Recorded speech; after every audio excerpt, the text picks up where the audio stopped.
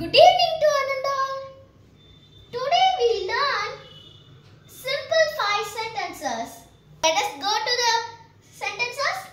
Yes. Believe me.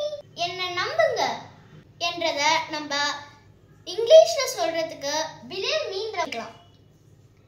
Call me back. என்ன அப்புறமா கூப்பிடுங்கன்றத இங்கிலீஷ்ல call me back ன்னு சொல்வோம்.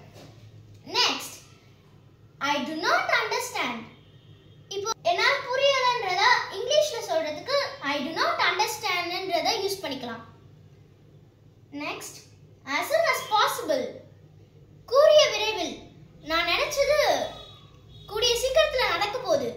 அது நீங்க இன்னொருத்தவங்க கிட்ட சொல்றீங்கன்னா as soon as possible னு சொல்லலாம்.